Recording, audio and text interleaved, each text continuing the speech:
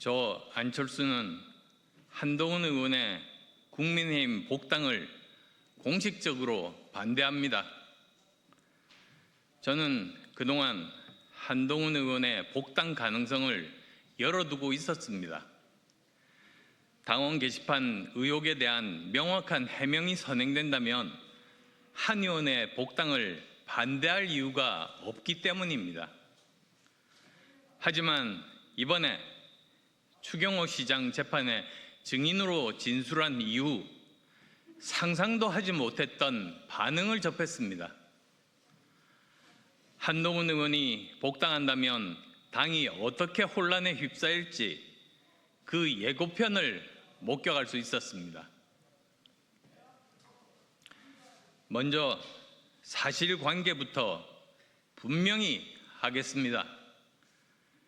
저는 추경호 시장 재판에 증인으로 출석해서 2024년 12월 3일 밤에 제가 직접 듣고 확인한 사실을 그대로 증언했습니다.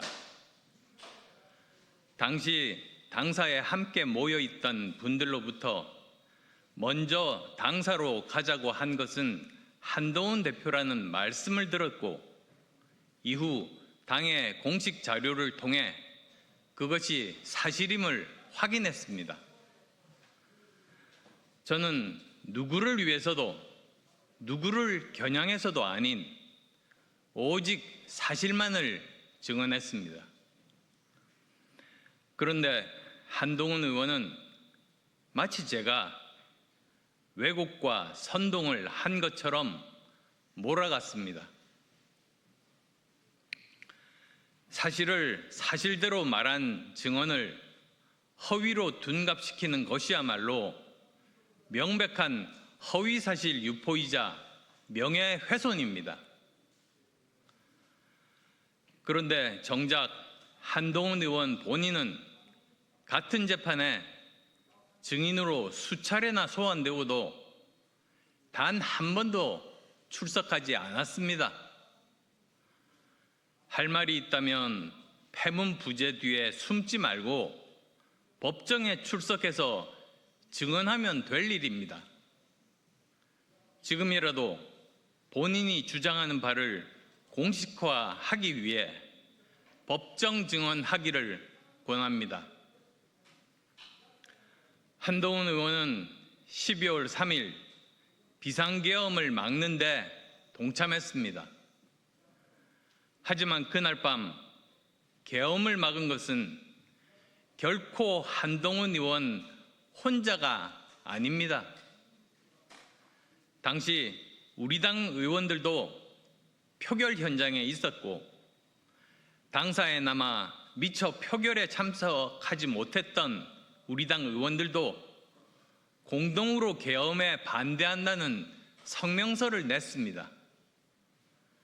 그런데 왜 그날의 역사가 오직 한동훈 한 사람의 영웅서사가 되어야 합니까? 본인의 서사를 지키기 위해서라면 사실을 증언한 동료 의원을 공격해도 되고 국민의힘이 내란 정당으로 몰려도 상관없다는 것입니까? 한동훈 의원뿐만 아니라 이른바 친한계 스피커들의 행태도 마찬가지입니다. 법정에서 사실을 증언한 자당 중진 의원을 공격하고 조롱하고 매도했습니다. 당내 동료를 적으로 규정하고 여론전에 몰두하는 것은 개인에 대한 명예훼손이자 명백한 해당 행위입니다. 한동훈 의원이 당 밖에 있는데도 이 정도인데 그가 복당하게 된다면 어떻게 될 것인지 불보듯 뻔합니다. 완장을 달고 한 의원의 입장과 조금만 어긋나면 공격해야 할 사람으로 낙인 찍고 조리돌림 할 것입니다.